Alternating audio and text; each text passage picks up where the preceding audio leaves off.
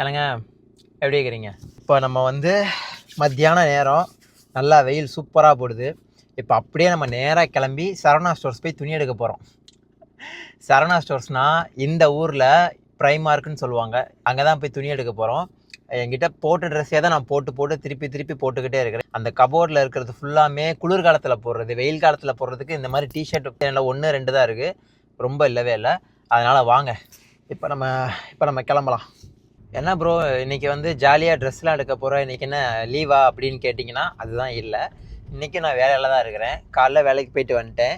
இப்போ வந்து ஈவினிங் பார்த்திங்கன்னா ஒரு 4:30 மணிக்கு தான் வேலை ஆரம்பிக்குது. நமக்கு ஊடால ஒரு 4 ஹவர்ஸ், ஒரு 4 மணி நேரம் கேப் இருக்குது. இன்னும் எப்படி பார்த்தாலும் இன்னும் ஒரு 10 நிமிஷத்தில் கடைக்கு போயிடுவோம்.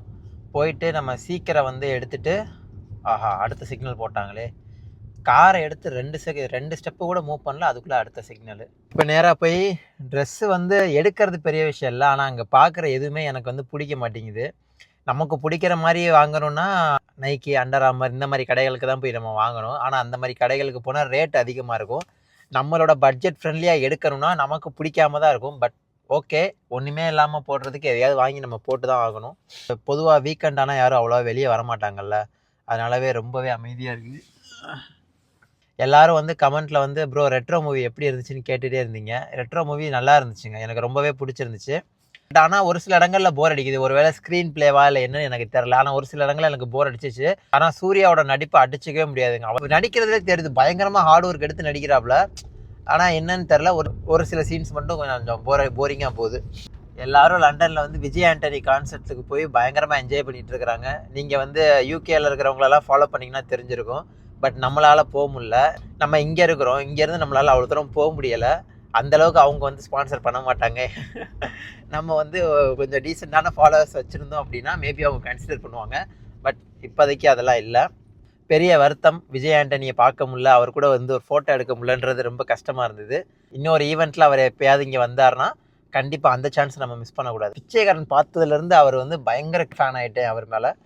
யூகேல கார் வச்சுருக்கிறவங்க இந்த மாதிரி சிட்டி சென்டருக்கு இந்த மாதிரி போனீங்க அப்படின்னா கொஞ்சம் வந்து காசை பார்க்காம பார்க்கிங்கில் போட்டு பார்க்கிங் காசு வாங்கிடுங்க.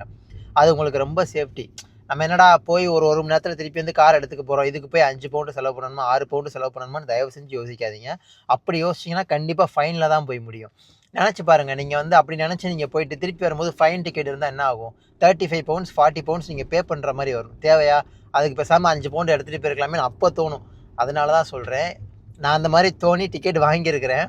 அதனால தான் அதுலேருந்து கொஞ்சம் வந்து காசு போனாலும் பரவாயில்ல, நம்ம காசு கொடுத்து பே பண்ணிடுவோம் அப்படின்ற ஒரு மைண்ட் செட்டுக்கு வந்துட்டேன். கொஞ்சம் புதுசாக கார் வாங்கும் நண்பர்கள், ஏன்னா ஆல்ரெடி இங்கே இருக்கிறவங்களுக்கு தெரியும் அவங்க என்ன பண்ணிகிட்டு இருக்கிறாங்கன்றது. யூனிவர்சிட்டி படிக்கிறவங்க அவங்கெல்லாம் புதுசாக வாங்கினீங்கன்னா கொஞ்சம் ஜாக்கிரதையாக இருங்க. அதே மாதிரி ஃப்ரெண்ட்ஸை ஏற்றிக்கிட்டு போகிறோம், மாப்பிள்ளை அழுத்துறான்னு கூட்டத்தில் ஒருத்தர் சொல்லுவான், அவன் பேச்செல்லாம் கேட்காதீங்க. கரெக்டாக ஸ்பீட் லிமிட் என்னவோ அதில் மட்டும் ட்ராவல் பண்ணுங்கள், சேஃபாக இருங்க. நம்ம காரில் ஜாக்கெட் இருக்குது, எதுவும் தேவைப்படுமேன்னு. இப்போதைக்கு குளிரில் வெயில் பயங்கரமாக அடிக்குது, பயங்கரமாக வேகுது. ஸோ நமக்கு ஜாக்கெட் இப்போ தேவைப்படாது. இருந்தாலும் ஒரு சேஃப் ஜோனுக்காக வச்சுருக்கிறேன். கடைக்கு போகும்போது சும்மா நடந்து போயிட்டு வந்துடுவோம். போன தடவை வந்து மனசே இல்லாமல் ஒரு க்ரீன் ஷர்ட் வாங்கினேன். அது ப்ரைமார்க்கில் போய் ஒரு க்ரீன் ஷர்ட் வாங்கினேன். ஒரு 14 பவுண்ட்ஸ்ன்னு நினைக்கிறேன். அந்த ஷர்ட்டு தான் நான் வாங்கி போட்டிருந்தேன். எனக்கு அதில் வந்து உடன்பாடு இல்லை, எனக்கு பிடிக்காம தான் வாங்கினேன். சரி வாங்குவோமேன்னு வாங்கினேன். ஆனால் நிறைய பேர் அந்த வீடியோஸ் எல்லாம் பார்த்துட்டு அந்த ஷர்ட்ஸ் உங்களுக்கு சூப்பராக இருக்குது, உங்களுக்கு செம்மையாக கச்சிதமாக இருக்குதுன்னு நிறைய பேர் சொன்னீங்க. அப்போ தான் எனக்கே தெரிஞ்சது நான் மட்டமான டேஸ்ட்டில் நான் இருக்கிறேன்னு சொல்லிட்டு. அதாவது நமக்கு வந்து அது பிடிக்கல, ஆனால் மற்றவங்க பார்க்கும்போது பிடிக்குதுன்னா அப்போ நான் என்ன மனநிலையில் ஒருவேளை 80s மாதிரி சட்டை போட எக்ஸ்பெக்ட் பண்ணுறான்னு எனக்கே தெரில. அதே மாதிரி சிமிலராக ஒரு 2-3 ஷர்ட் வாங்கிட்டு முடிஞ்சால் பேண்ட் மேக்ஸிமம் ஊர்லேருந்து வரும்போதே ஜீன்ஸ் நிறையா கொண்டு தான் வந்தேன். ஸோ அதனால் ஜீன்ஸ்லாம் எனக்கு தேவையில்ல. டிஷர்ட் இருந்தால் ஒரு 2 பார்த்துட்டு வாங்கிட்டு வர வேண்டியதான். ஏன்னா நம்ம 2 மணி நேரத்துக்குள்ளே ஷாப்பிங்கை முடிச்சாதான் இங்கே வந்து திருப்பி வந்து நான் ஷிஃப்ட்டு கிளம்ப முடியும். ஆனால் இங்கே ஓட்டுறவனுங்க ஃபுல்லாக பென்ஸு, BMW, அவுடி இப்படி தான் ஓட்டுறானுங்க. இதை பார்க்கும்போது நம்ம எப்படா அதெல்லாம் வாங்குவோன்னு தோணுது. ஊரில் இருக்கும்போது வரைக்கும் நம்மக்கிட்ட ஒன்றுமே இருக்காது. அப்போ ஏதாவது ஒரு வண்டி இருந்தால் போதுமேன்னு தோணும். வண்டி வந்துச்சுன்னா எப்படா லக்ஸுரி காரை நோக்கி போவோம். சரி, இதான் வாழ்க்கை. ஒன்று கிடச்சா இன்னொன்று ட்ரை பண்ணுவோம், இன்னொன்று கிடச்சா அதை விட ட்ரை பண்ணுவோம். ஆனால் அந்த மாதிரி இருக்காதீங்க. இருக்கிற லெவலை வச்சு சந்தோஷமாக இருக்க ட்ரை பண்ணுங்கள். நான் அப்படி தான் ட்ரை பண்ணுறேன். வந்துட்டோம் நம்ம கார் பார்க் வந்துட்டோம். இங்கனக்குள்ளே போடுறது சேஃப் நமக்கு. அங்கே மிஷின் தெரியுதா, அதை நம்ம கிளிக் பண்ணால் போதும், டிக்கெட் அதுவே கொடுத்துரும்.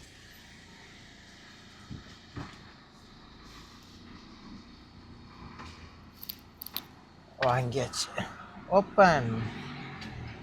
இப்போ போக வேண்டியதுதான். ஆனால் இது கார் பார்க்கை பொறுத்த வரைக்கும் என்னென்னா, இது வந்து பில்டிங் கார் பார்க்கு, அடுக்குமாடி கட்டடம்னு சொல்லுவாங்கள்ல, அந்த மாதிரி கார் பார்க்கு. நமக்கு கிட்டத்தட்ட 6வது மாடி 7வது மாடி போனால் தான் பார்க்கிங்கே கிடைக்குங்க, அது வரைக்கும் கிடைக்காது. இந்த பார்க்கிங் வந்து ப்ளூ பேட்ச், அதாவது இந்த டிசபிள்டு பீப்புள்ஸ் இருப்பாங்கல்ல, அவங்களுக்கான பார்க்கிங் இது. இப்போ நம்ம அடுத்த மாடி போயிட்டே இருப்போம். இங்கெல்லாம் பார்க்கிங் கிடைக்கிறதே கஷ்டம், அதுவும் வீக்கெண்ட்ஸில் சொல்லவே தேவையில்ல. வாங்க, லெவல் 4. லெவல் 4 ஃபுல்லாமா அதிலே போட்டிருக்கு, டிஸ்பிளேலே போட்டிருக்கு. லெவல் 5யும் திருப்பியும் ப்ளூ பேட்ச், டிசபிள்டு பார்க்கிங்கு தெரியுதா.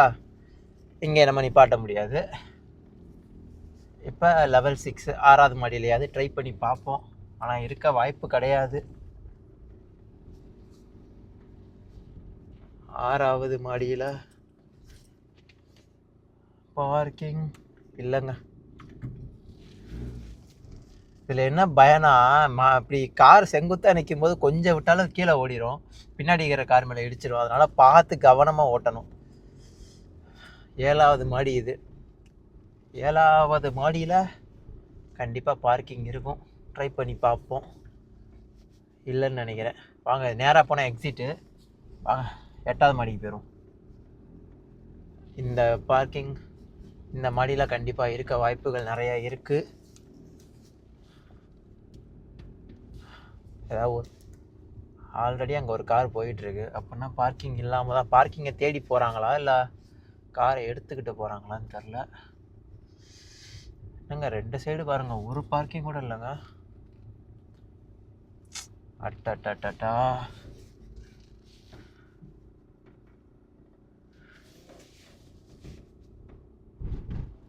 இங்கே தேடி, ஐயோ அவன் போய் நிப்பாட்டிட்டானே. கரெக்டாக நம்ம வரக்குள்ள ஒருத்தன் போயிட்டான். சரி ரைட்டு, இவனுக்கு இந்த இடம், எவனுக்கு 8வது மாடியிலையாவது கொடுத்து வச்சிருக்கேன். இதுக்குள்ளே போய் பார்ப்போம். இங்கிட்டு ஒரு ஃப்ளோர் இருக்குது, இதுக்குள்ளே இருக்கான்னு செக் பண்ணி பார்க்கலாம். இந்த இருக்குங்க, ஒன்று கண்டுபிடிச்சிட்டேன்.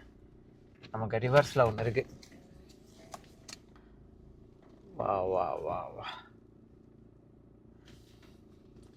அதே மாதிரி ரிவர்ஸிங்கும் பார்த்து கவனமாக நிப்பாட்டுங்க. நம்ம ஊரில் ஒரு மாதிரி இங்கனக்குள்ளே வந்து நம்ம அதுக்குன்னு இங்கனக்குள்ளே நல்லாவே ஸ்பேஸ் இருக்கும், உங்களுக்கு வந்து பிரச்சனை இருக்காது நம்ம ஊர் மாதிரி. அவ்வளோதான், நிப்பாட்டியாச்சு. நம்ம எதுக்கும் ஜாக்கெட் எடுத்துக்குவோம். எனக்கு என்னமோ குளிர ஃபீல் ஆகுது.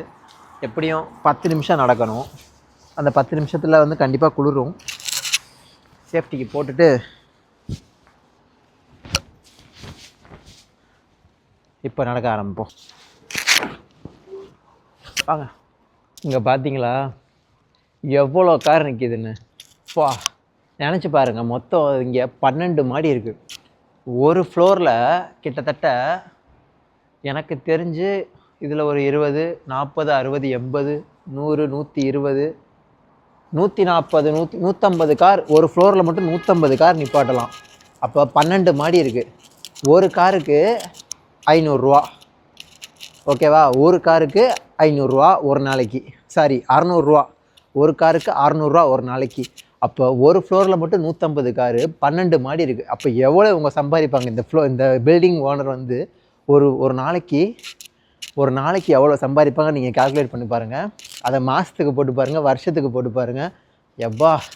ஆனால் இருக்கிற லொக்கேஷன் வந்து மெயினான ஏரியா, சிட்டி சென்டர்னால அப்படி தான் இருக்கும். ஆனால் சம்பாத்தியமும் வேறு லெவல். இது போக மெயின்டெனன்ஸு அது இதுன்னு இருக்கும். ஆனால் நல்லா சம்பாதிக்கிறாங்க. நம்ம ஊர் ரியல் எஸ்டேட் மாதிரி ஒரு கார் பார்க்கை வச்சுக்கிட்டு பாருங்கள். ஆனால் இந்த கார் பார்க் எப்போவுமே ஃபுல்லாக தான் இருக்கும்.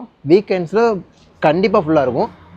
வீக் டேஸ்லேயே 85%, 90% இது ஃபுல்லாக தான் இருக்கும். அப்போ நினச்சி பாருங்கள்.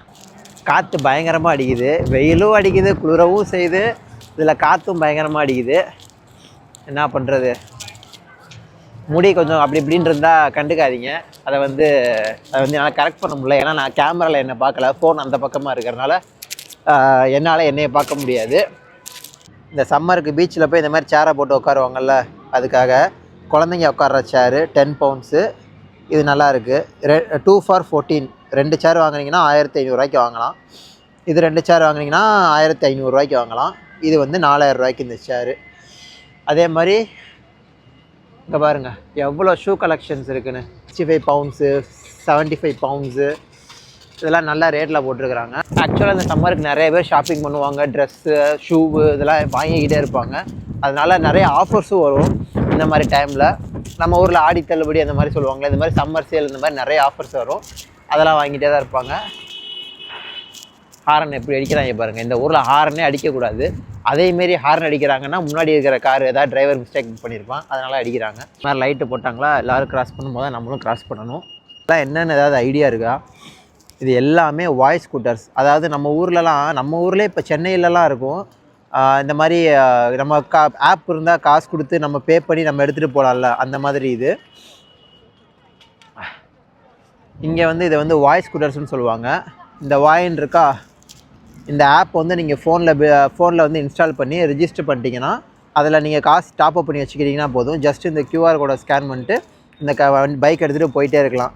நிறைய பேர் யோசிப்பீங்க, இந்த பைக் எடுத்து நம்மளே யூஸ் பண்ணிக்கலாமே, ஆட்டையை போட்டுடலாமான்னு. அதெல்லாம் கிடையாது. இதில் எல்லாத்துலேயுமே ட்ராக்கிங் டிவைஸ் இருக்குது. அவங்க எங்கே போனாலும் கண்டுபிடிச்சிருவாங்க. நீங்கள் வந்து அதுக்குன்னு தனியாக வந்து எல்லா இடத்துலையும் பார்க் பண்ண முடியாது. அதுக்குன்னு ஸ்டேஷன்ஸ் இருக்கும். ஒவ்வொரு 100 மீட்டர்ஸ்க்கும் ஒவ்வொரு ஸ்டேஷன் இருக்கும். அங்கே தான் நீங்கள் இதை பார்க் பண்ண முடியும். நீங்கள் நம்ம இஷ்டத்துக்கு இதை பார்க் பண்ணால் அந்த ஆப்பில் வந்து லாக் அவுட் ஆகாது. ஆப்பில் லாக் அவுட் ஆகலைன்னா நமக்கு காசு போய்கிட்டே இருக்கும். அன்லஸ் நீங்கள் அதை பார்க் பண்ணுற வரைக்கும் அந்த காசு போய்கிட்டே தான் இருக்கும். ப்ராப்பராக பார்க்கிங் பண்ணிட்டீங்கன்னா மட்டும்தான் உங்கள் காசு நிற்கும். அதில் நான் இங்கே வந்த புதுசில் நான் இந்த பைக்கை தான் வாங்கி யூஸ் பண்ணிகிட்டு இருந்தேன். அதுக்கு நான் ஆப் இன்ஸ்டால் பண்ணி இப்படி சும்மா ஒன்றும் இல்லை, ஸ்கூட்ரு மாதிரி தான். ஒரு பட்டன் நம்பினா போதும், சல்லுன்னு ஓடிக்கிட்டே இருக்கும். நல்லா ஜாலியாக இருக்கும். ஆனால் காசும் ஜாலியாக போய்கிட்டே இருக்கும் அதை யூஸ் பண்ணுறதில்ல. அதுக்கப்புறம் தான் நான் சைக்கிள் வாங்கவே ஆரம்பித்தேன். சொல்லியிருப்பேன், என்னோடய முன்னாடி வீடியோலாம் பார்த்தீங்கன்னா நான் சொல்லியிருப்பேன். அப்புறம் தான் சைக்கிள் வாங்க ஆரம்பித்து நான் ஓட்டிகிட்டு இப்போ தான் காரு. அப்போல்லாம் வந்து நம்ம ஃபஸ்ட்டு நடக்கிறது, அப்புறம் இந்த மாதிரி வாய்ஸ் ஸ்கூட்டரு, அப்புறம் சைக்கிளு, அப்புறம் கொஞ்சம் கொஞ்சமாக தான் பைக்கு வாங்கினேன். அதுக்கப்புறம் தான் காரு. இப்போது செம கூட்டம்ல.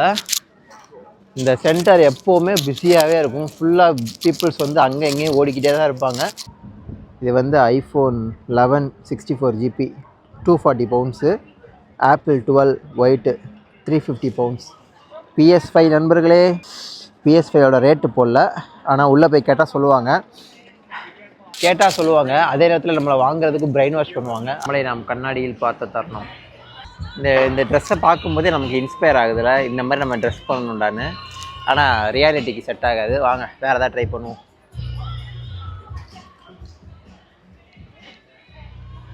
இந்த டிஷர்ட் நல்லா இருக்கே, கப்பா ட்ரைனிங் டிபட். எவ்வளோ ரேட் இது? என்னங்க ரேட்டை போடலை? ஒரு வேளை ஃப்ரீயாக அதுவும் கொடுக்குறாங்களோ? சரி, இங்கே ரெட் புல் ஒன்று இருக்குது. டிஷர்ட்டு இது எவ்வளோ? 14 பவுண்ட்ஸ், 1400 இந்த டிஷர்ட்டு. சொல்லுங்கள், 1400 இந்த டிஷர்ட் கொடுத்தா நீங்கள் வாங்குவீங்களா? எங்கேருந்து வந்திருக்குன்னு பாருங்கள். டடே, மேட் இன் பங்களாதேஷ். இங்கே ஒரு ரெட் புல்லே ஹூடி ஒன்று வச்சுருக்கிறாங்க. அவ்வளோதான், கடையில் வந்து பொருள்லாம் வாங்கியாச்சு. ஒரு பேண்ட்டு ஒரு சட்டை வாங்கினேன். ரெண்டும் சேர்த்து 25 பவுண்ட்ஸ் வந்துச்சு. ஓகே தான். இப்போ நேராக வந்து ஷாப்பிங் முடிச்சதுனால நேராக போய் ஒரு டீ கடை இருக்குது பக்கத்தில், அங்கே போய் டீ வாங்கிட்டு அப்படியே கிளம்புவோம். ஒரே குழப்பமாக இருக்குங்க. டீ குடிக்க போகலாமா இல்லைனா வந்து போப்பா டீ சாப்பிட போகலாமான்னு யோசிச்சுட்ருக்கிறேன். டீ பார்த்தீங்கன்னா 2 பவுண்ட்ஸ், கிட்டத்தட்ட 3 பவுண்ட்ஸு. போப்பா டீ 5 பவுண்ட்ஸு. ஆனால் போப்பா டீ நிறையா இருக்கும், டீ கம்மியாக இருக்கும். டீ வீட்டில் தான் போட்டு குடிச்சிட்ருக்குறோம், எங்கேயும் குடிக்கணுமான்னு யோசிக்கிறேன். சரி ட்ரை பண்ண. இவர் தான் ஹோம்லெஸ் டாக் வச்சுட்டு உட்காந்துருக்கிறாப்புல. ஓகே, நான் ஃபைனலாக முடிவு மாற்றிட்டேங்க. டீ குடிக்க போகிறதில்ல, போப்பா டீ தான் குடிக்க போகிறேன். Milk tea, Oreo milk tea, இந்த மாதிரி நிறையா இருக்கும். அதில் அந்த ஒரு மாதிரி பபுள்ஸ் எல்லாம் போட்டு கொடுப்பாங்க. வாங்க ட்ரை பண்ணுவோம். ஸ்பெஷல் மில்க் டீ இருக்குது, க்ரீம் க்ரௌன். ஓகே, இது ட்ரை பண்ணுவோம். பேண்டா மில்க் டீ இது வாங்குவோம். Hiya, can I have one panda milk tea please? Yeah, medium. No ice please. Yeah, sugar medium. இதில் குத்துறதே செம்மையாக இருக்கும். கரெக்டாக ஒரு ஓட்டை கொடுத்துருப்பாங்க. அதில் கொடுத்து ஸோ கொஞ்சம் வெளியே வந்துருச்சு.